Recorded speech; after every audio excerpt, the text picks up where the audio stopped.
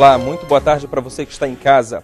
2 apagões em apenas 24 horas. Milhares de pessoas ficaram no escuro no último domingo, dia 18, e na segunda, 19. A empresa Eletrobras Amazonas Energia justificou que a falta de luz foi causada pelo rompimento de cabos para raio de uma subestação localizada na Zona Leste. Essa não é a primeira vez que Manaus passa por situação parecida. Por isso, hoje vamos falar sobre este assunto aqui no Band Cidade Entrevista. Para o bate-papo, convidamos o diretor-presidente do Procon Amazonas, Guilherme Frederico, e o deputado estadual Marcelo Ramos, do PSB, que propôs na Assembleia a CPI do apagão. Bom, mas antes de começar esta conversa com os convidados, queremos justificar para você aí de casa a ausência de representantes da empresa Eletrobras Amazonas Energia. Nós fizemos o convite para algum representante ainda na segunda-feira, mas de acordo com a assessoria de comunicação da empresa, o diretor Tarcísio Stefano Rosa não poderia comparecer, pois estava com a agenda cheia. A assessoria também informou à nossa produção que nenhum outro representante da empresa estaria autorizado a gravar o programa. Uma pena, né, deputado? Boa tarde, seja bem-vindo. Uma pena, né? Como tem sido uma pena a postura que essa empresa tem adotado com o povo do estado do Amazonas. A ausência deles aqui é simbólica, o que diz respeito à ausência deles num atendimento da prestação de serviço de qualidade para o nosso povo. Boa tarde também, diretor-presidente do Procon, seja bem-vindo. Boa tarde a todos, com muita satisfação que estou aqui. Deputado, na Assembleia existe uma comissão de defesa do consumidor, da qual o senhor faz parte.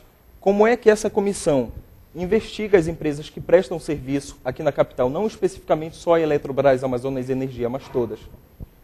O deputado Marcos Rota, que preside a Comissão de Defesa do Consumidor, tem uma postura muito ativa à frente da comissão, inclusive em relação a esse episódio, já provocou o PROCON, o Ministério Público Estadual e o Ministério Público Federal.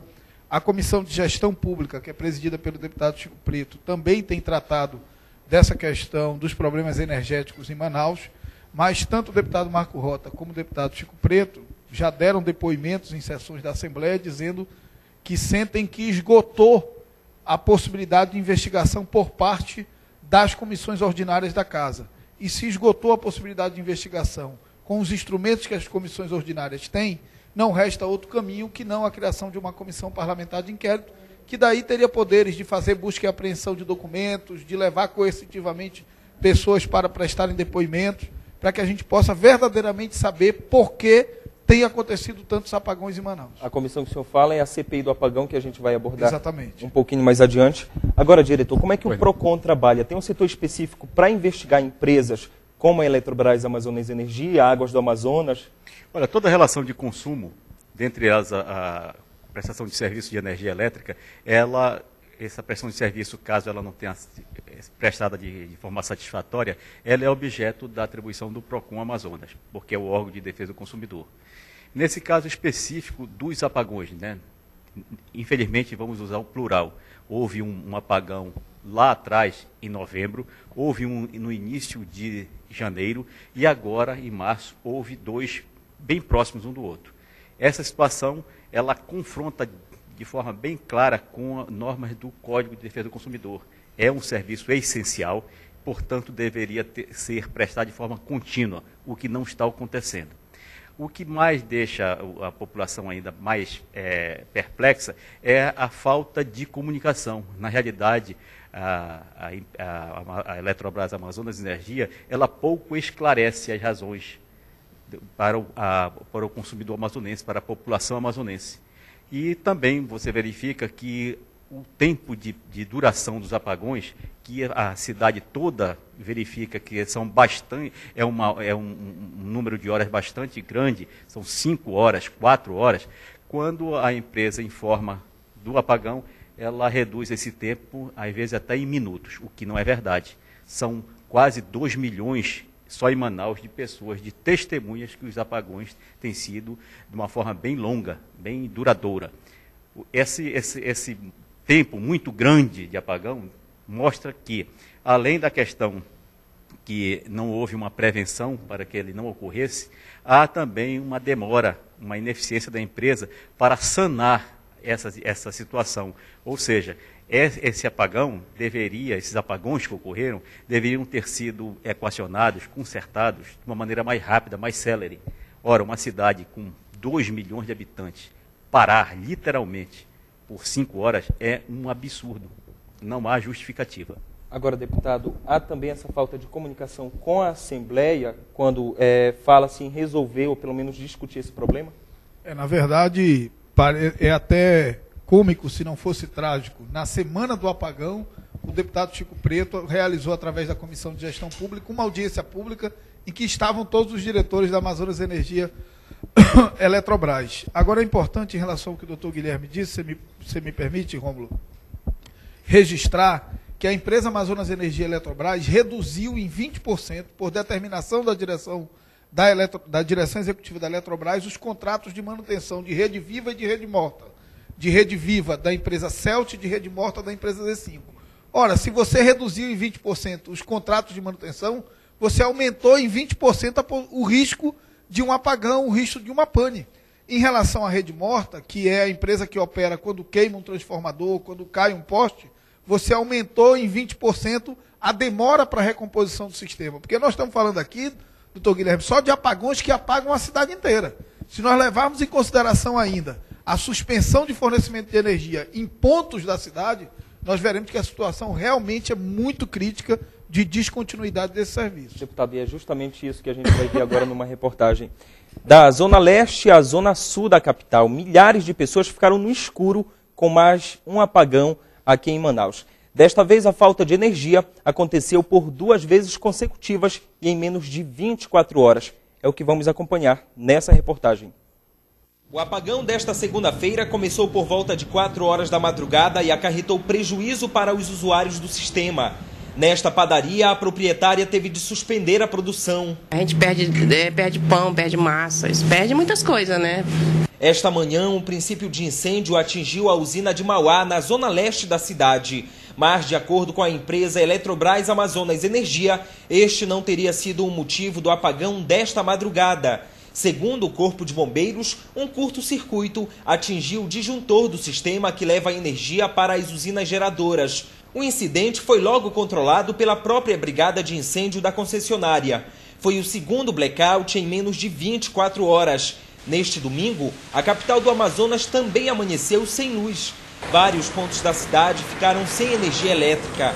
Com os semáforos desligados por causa da pane, o trânsito ficou lento em muitas ruas. Nesta, a atenção teve de ser dobrada e agentes de trânsito orientavam os motoristas. Todo mundo quer passar ao mesmo tempo, né? Aí pode ocasionar algum problema, né? Você tem que estar com bastante atenção, senão você está com o seu patrimônio em jogo. Casas, postos de gasolina e supermercados, tudo ficou no escuro.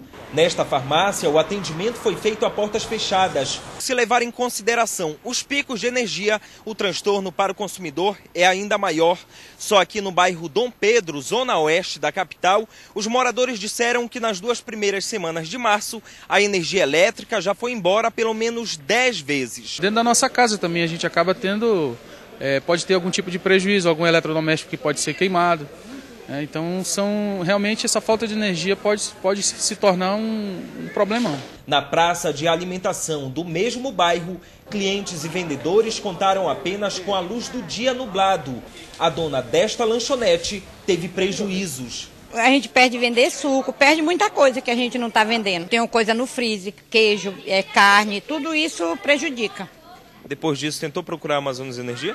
A gente procura, mas não resolve nada. Prejuízos que dificilmente são ressarcidos, né, doutor Guilherme? Como é que o PROCON também vai em cima da empresa, qualquer empresa que não presta um serviço de boa qualidade para o cliente, para tentar ressarci-lo de qualquer prejuízo que seja? Na realidade, o ressarcimento pecuniário não é atribuição do PROCON, essa é uma atribuição do Poder Judiciário. Qual seria o do PROCON nesse caso, então, aí? Nesse caso, por exemplo, o apagão acarreta, dentre outras situações, a queima de rádios, produtos eletrodomésticos. Esse ressarcimento mesmo do conserto é uma atribuição do PROCON, mas o ressarcimento pecuniário é uma atribuição do Poder Judiciário. Nesse caso, que essa cidadã que teve um freezer danificado, ela deve inicialmente procurar a própria empresa pedindo ressarcimento, conserto ou uma disponibilidade de outro freezer da própria empresa. Caso ela não obtenha êxito desse seu pleito, ela pode procurar o PROCON Amazonas. Por quê? Porque o problema que acarretou a falha do seu freezer, o defeito do seu freezer, ocorreu em função de uma má prestação de serviço. Mas essa empresa, infelizmente, essa situação não é somente a má prestação de serviço, não é somente com a questão dos apagões. Há uma situação que está trazendo um transtorno muito grande para a população. Foi a leitura que não foi feita. Então, nos últimos meses de... Dezembro e janeiro. Não, a leitura deixou de ser feita em 3 meses de 2011. E agora, o que acarretou, quando ela apresentou as faturas agora nos meses de janeiro e fevereiro, houve um equívoco e verificou-se que naqueles 3 meses não houve leitura da empresa. Ela atribuiu um valor. Ela entende que essa situação é correta, encontra respaldo na resolução da ANEEL. Se realmente é possível isso. Agora, o que está causando um desconforto é que se a resolução da ANEEL entende que é possível atribuir um valor, tirando a média dos 12 meses, obviamente que o produto dessa média seria o produto igual àquela de um consumo normal que o consumidor fez. O que não está acontecendo. Consumidores recebem agora a fatura em janeiro e em fevereiro com um número infinitamente superior à média que ele fez no ano todinho. Diretor, vou pedir uma pausa agora, deputado, também. A gente precisa ir para um breve intervalo comercial e já voltamos.